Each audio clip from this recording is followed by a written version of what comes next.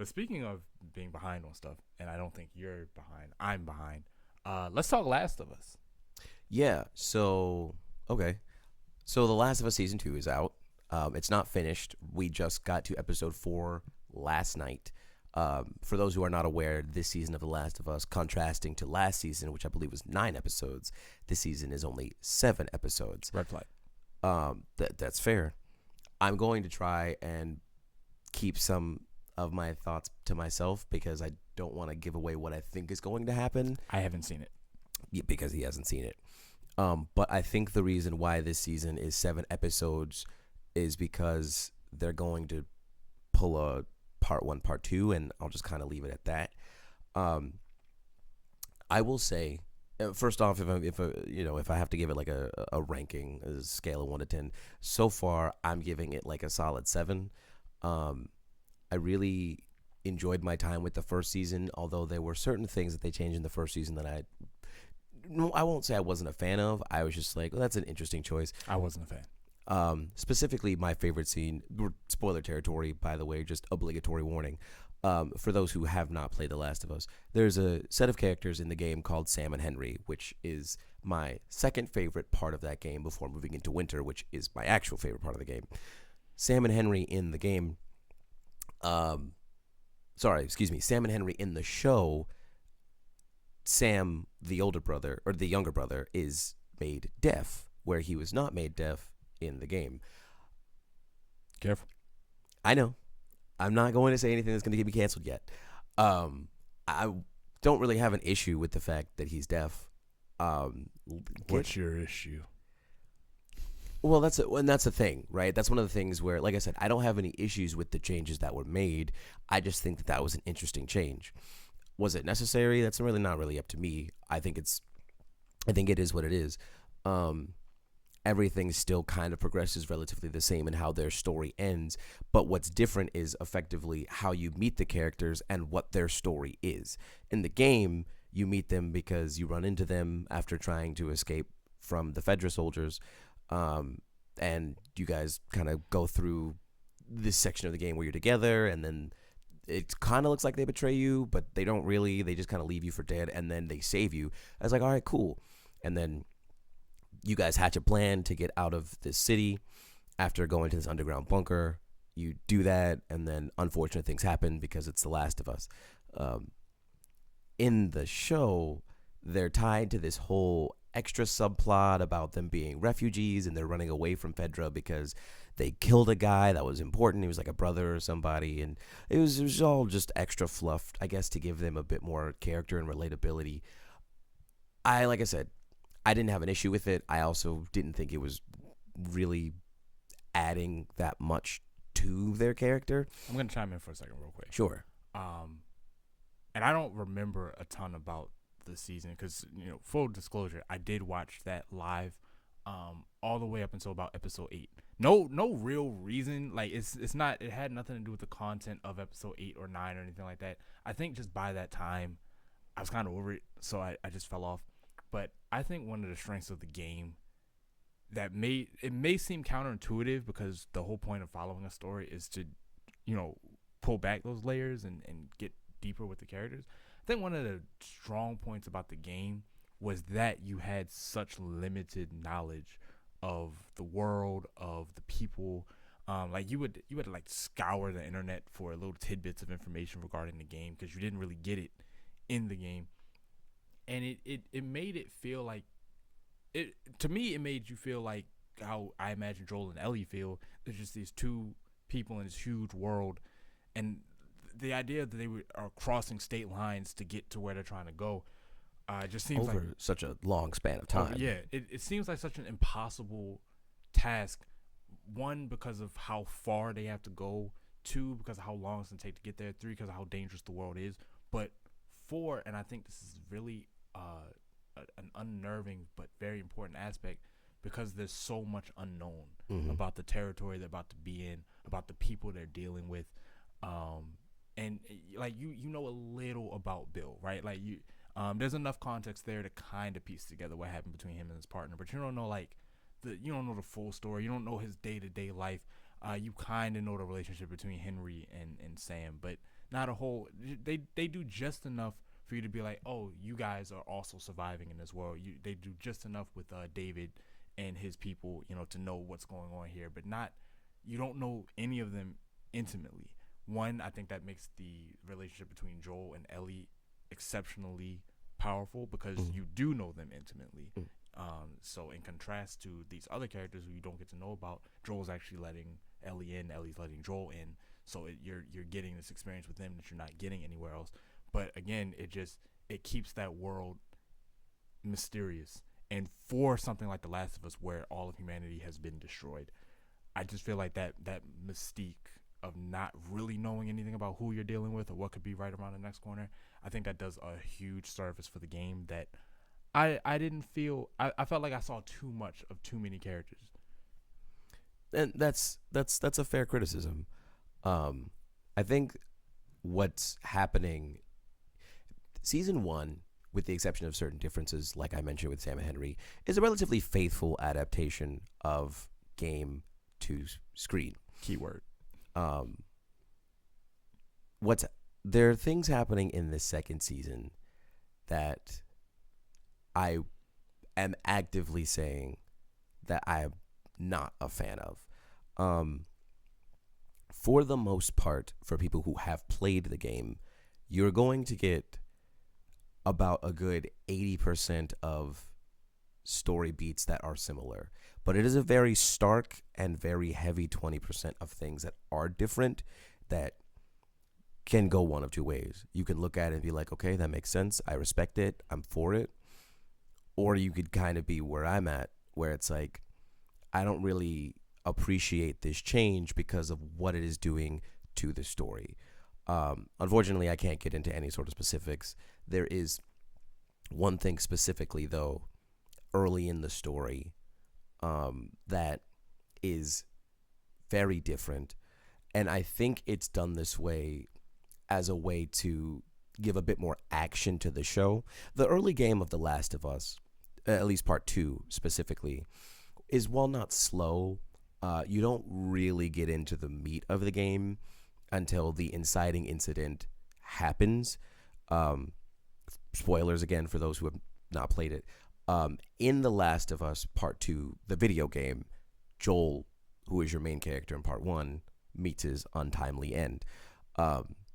So This is a little overdue, if you ask me.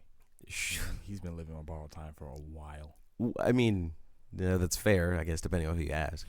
But in Joel's death, Ellie takes it upon herself to avenge him. Now, one can assume that that is a topic that will have to be tackled in The Last of Us Season 2. But there are ways that everything that is happening within the Jackson settlement, which is where they're currently living post Last of Us 1, there is a very... it's very slow. It's very home life. It's very, we go on patrols, we do routine checks, we make sure that the zombies the infected aren't in our city, and we make sure that everything is protected from raiders. And we just kind of live our day-to-day life. So in the game, things are a lot slower until Joel dies and until Ellie goes on that adventure.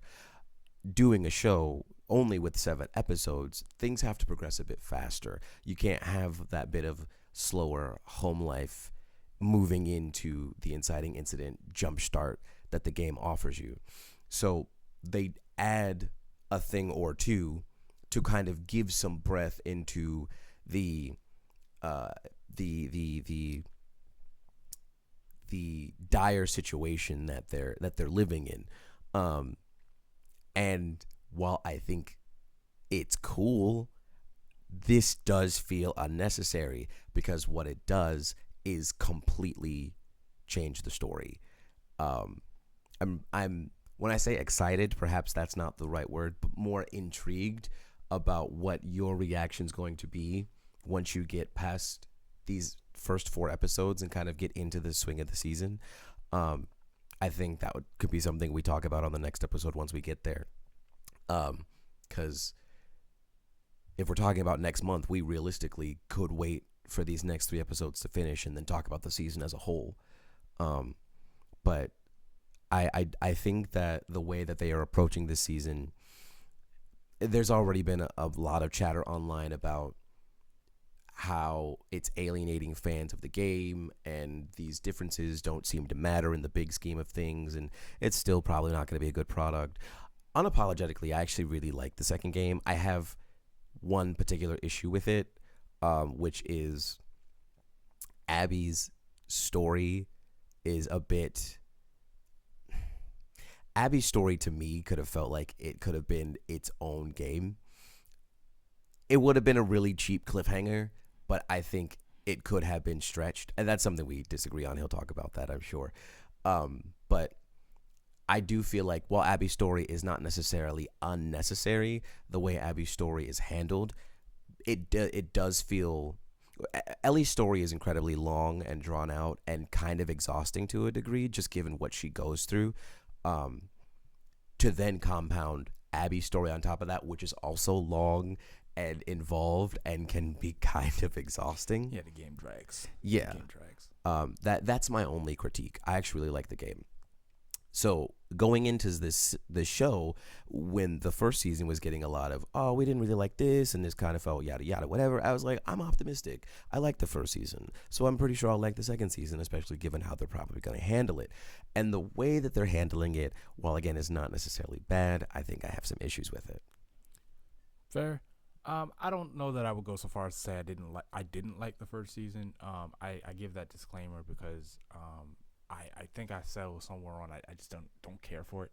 I did like The Last of Us up until I played The Last of Us 2. The Last of Us was probably one of my favorite games because, as you know, I don't play that many video games. One, I don't have the attention span for how long games are, and I mean that's not a critique on the gaming industry. It's just it's not my flavor. Two, I'm not particularly good at them. You know, I like them. But I like them as a passing hobby. Just, you know, every now and again something will pique my interest and I'll obsess over it for like 6 days, and you know, I'll do that. And The Last of Us was one of those things. But and I know I'm in the minority here, like easily. Not only do I sing praises of The Last of Us 2, but I find it to be the better experience. I'm not going to go so far as to say it's a better game. I wouldn't even begin to know how to qualify that. And I do think whatever level of objectivity you can give to these kinds of things, I think I would have to concede that The Last of Us is the superior game overall.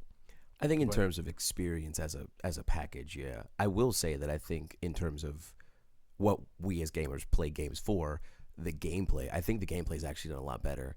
I went back to play the first Last of Us, and not being able to crouch, or maybe not crouch because it's like all you move, not being able to go prone, I was waiting for it and I was like, oh, that's right, I can't do that in this game. I think gameplay of The Last of Us 2 is far superior. How you upgrade weapons and guns, I think, is more streamlined and it's better. I just think, kind of like you said, it just drags a bit. Yeah. Me personally, like gaming, like gameplay and whatnot, there has to be. I'm just not robust enough to really assess that. There has to be some major flaws or major advantages before I even notice that kind of thing. So the thing about The Last of Us 2 that I find to be the better experience, it just speaks to me more. Now that's a personal thing. The idea that the second one gets into a lot about perspective and letting go of hatred and finding a way to forgive what seems unforgivable. These are not unique story beats. I'm not saying this The Last of Us, the first game, never do that. But where I am in my life and things that have happened and you know, just personal experience, a story like that just did more for me than the dreariness of The Last of Us 1. I mean, both of the games are like very emotionally taxing. I mean, they're not, you don't put that on when you want to have a good time. Like it's definitely gonna tug at your heartstrings. It takes a lot to get through both of those games, and the second one takes a lot, not just because of where it takes you emotionally, but just how long it keeps you there. I mean, the game is very, very, very long, and you're lining the floor with bodies, and it feels like nothing good happened. It feels like a series of unfortunate events, honestly. Like the second you get a twinge of hope, somebody comes and just dashes it, and it's and for 36 hours that just let's wrap this up. But it also doesn't help that the last portion of the game is like an hour and a half in and of itself, and crazy tacked on. Yeah, like as much as I love that game, like even I can admit that last portion of the game, they just kind of, because we can't leave it where we left it, you know? Right. Even though realistically you could have. So I mean, we've kind of given permission to spoil at least the game. So Ellie on the farm could have been, it realistically could have been the end of the game. I know it, and I don't even necessarily mean the end of the franchise. You know, I think it could have ended that game with with this strange, unsatisfied piece, because she does have her girlfriend, she does have her child, she has her life. We even find out Tommy is alive. You know, so you're a little worse for wear, but you made it back alive. So it's like you have that, but there's that unease because Abby's still out there. And I think you could end on that. They didn't end on that, and where it goes, by the time you get to that last fight on the beach, even though I like that ultimately Abby does get to live, because that's what I was hoping for. Even I can admit, during that last fight, I'm like, I don't want to do this. I don't want to be playing this. I don't want to go through these motions. Like when you're Abby fighting Ellie earlier in the game, I didn't want to kill Ellie, even though I don't agree with her. I don't want to kill her. But when you get to the end, when I'm Ellie fighting Abby, it not even whether you agree with the crusade or not, whether you're like you want justice for Joel or not, it's so pathetic at the end. You know, like Abby is so, and I don't mean that as an insult. I just mean like Abby's so beaten down. She's been through the slave trade basically, and Ellie is so miserable and depressed and like you're watching two people just claw and scratch at each other, and you're just like it can't be worth all this. Yeah. There's no catharsis in that aspect. I know we disagree about like whether the ending has catharsis at all. I think it does have some. He doesn't think it does, and I think it's fair. But at least in that fight, there's no catharsis in watching these two do this to each other. It's just like, whatever. So as that releases the second season, I am planning on watching it. It's just I'm hesitant. I haven't started it up until this point. I was hesitant not because of how season 1 shook out, but just because I hold Last of Us 2, the game, very, very close to my heart. I was a defender of that game from day one. Ghost of Tsushima still should have won Game of the Year. Now that I've played it, I don't disagree. I played that game for the first time a couple months ago. Like I said, don't play very many games. But I finally played that, got to the end of it, and I see the argument of that being the rightful winner. My personal bias and my just what talks to me, Last of Us 2 just has my personal gold. It also won. Like it darn near swept Game of the Year. 2020 was a rough year for a lot of us, because of the plague. So a lot of people, I think that's part of why. Sorry to cut you off. Just came to me. I think it's part of the reason why Last of Us 2 was such a hard game for people. It came out in the year of the plague, and having such stark emotions while already being trapped inside, unless you were me and were working at Amazon, like being trapped inside playing this game, you're like, okay, listen, there's nothing else great going on in the world, but at least I have my video game, and I know this video game is going to make me sad and depressed, but the ride that game takes you on, you're like, oh, this is what I have to deal with at this point in my life, at this time in the world. Yeah, it was not a beacon of hope. Yeah, not at all. I think a lot of what The Last of Us 2 gets in terms of backlash, I think outside of one story beat in particular, which is Joel's death, like that will be the biggest point of contention on how it was handled. I think a lot of it comes from the fact that people were already just really tired and really exhausted. The world shut down in March. That game came out in June. Like that's already 3 months of, oh my God, I have to be inside my house, can't go anywhere. If you have them, my kids are running up walls. My girlfriend won't leave me alone. This is like all of the standard things that people say that they complained about during the pandemic. For me, it was working a dead-end job that didn't feel like it was going anywhere. Like, what do you want to do? You want to go home and relax, and that is a hard game to relax to. You know, of all the takes I've heard, I've actually never heard anybody correlate the two. I remember it, but I've never heard anybody correlate. My frustration with a lot of the criticism that game got is, I don't feel like a lot of the criticism was fair, because it felt like a lot of it was just, I don't like these modern ideas, and that bothers me. Now, to offset that, where I will give them credit, I don't like when a studio comes out before anything and just kind of lays the groundwork for, this is how you're supposed to feel, and if you don't, it's a moral failing. I find that unfair. So I feel like the two end up radicalizing each other. But you know, when I was hearing complaints about, you know, the game sucks because of Lev, and I'm like, woke politics.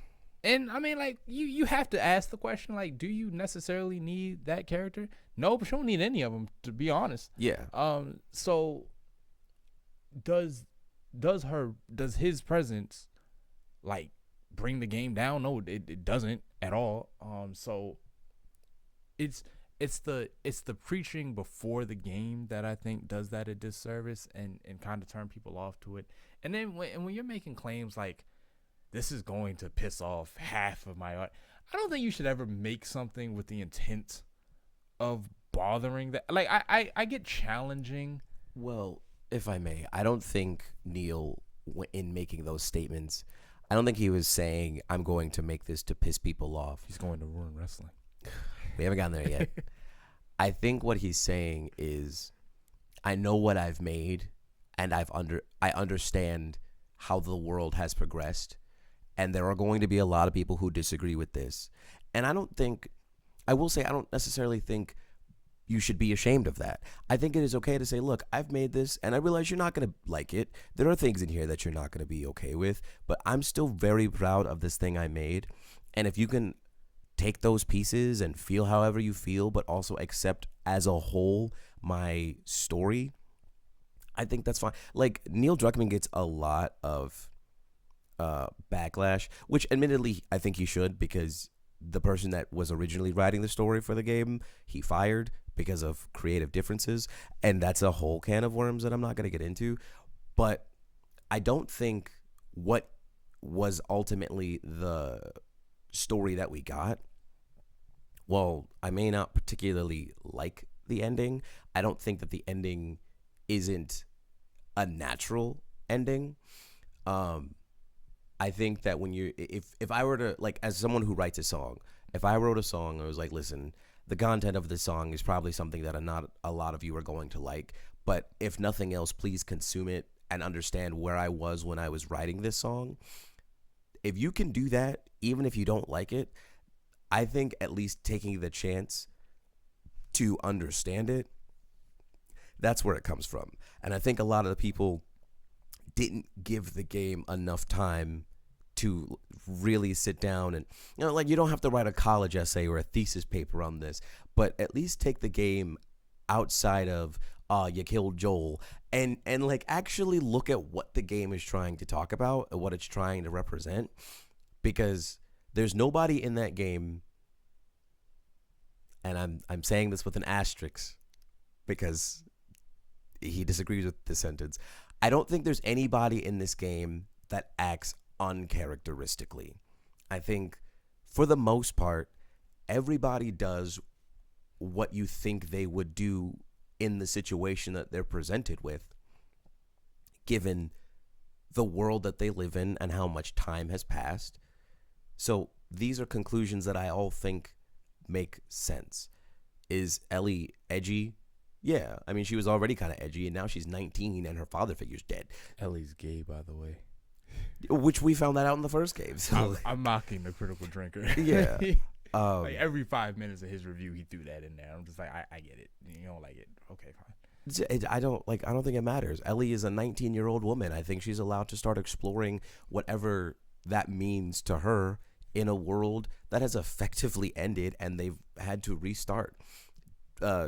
Dina, my personal favorite character, I think allows us, the player, to have a level of lighthearted and emotional support that we would not get playing as Ellie, because Dina, going through what she's going through in that game, still finds a way to be like, hey, let's relax, let's be soft, let's be vulnerable. She offers Ellie that ability to be emotional in instances where she chooses to be more like Joel, more hard and more grizzled. Same thing on Abby's side. Like, Abby, while one could make the argument, I would argue that she is probably more capable of feeling emotions than Ellie is. Abby is still a soldier. She's still disciplined, focused, let's get the mission done. And I think Lev offers a level of brevity in that, and offers a level of, hey, listen, I understand that the world is on fire, but also let's enjoy, to a degree, what we're doing because it's for a greater purpose. Yeah, fair enough. I mean, I don't really particularly play games or watch movies for the like love interest, unless that's what the movie is about. But I don't typically watch. Lev is a child, by the way, and not Abby's love interest. I feel like we should say that. Right? Yeah. Okay. So I was more so commenting. I was picking up from Ellie and Dina. Yes. Less than because Abby's got that thing with Owen, but that's, I just don't think it's deserving of mockery. I think a lot of the stuff that was in here, I think it's perfectly okay to just be like, I can take it or leave it. I don't care. But like, it makes no difference to me if Ellie's straight, gay, or whatever else. It makes no difference to me whether you have the trans character. Like, I don't feel like I should be pressured into having to like applaud the game for it. It doesn't matter to me. But I don't think it was right to get that kind of ire because of it. It's all about the game, and I'll leave it at I am cautiously optimistic to see season 2, just because I do want to see one of my favorite games of all time translated to screen. I want to see what the backlash from the game, how it influenced them in adapting it, to see what they'll stand by and what they'll defend, and what they maybe might walk back, or tweak, or outright deny. We also say this as a joke, like in our own personal life, but I truly I'm not a writer. So as someone who is a writer, I think you might find some of the changes actually make more sense than I could, just from a narrative standpoint. I'm currently reading The Hunger Games because I've never actually read it. So, there's that. But like I read, I consume physical media in word form relatively often, but I am not someone who writes it. I don't write stories. I used to write poetry. It was a long time ago, and I'm still kind of getting used to this whole songwriting thing. So you might just find something narratively that's like, okay, I understand why you might not like it, but from a narrative standpoint, in a way to progress the story from a 36 to 40 hour game to a 7-hour TV show, this is probably why they did that. So you might be able to pull that better than I could. Fair enough. We're gonna put a pin in that, and we'll come back to that after both of us are on equal footing.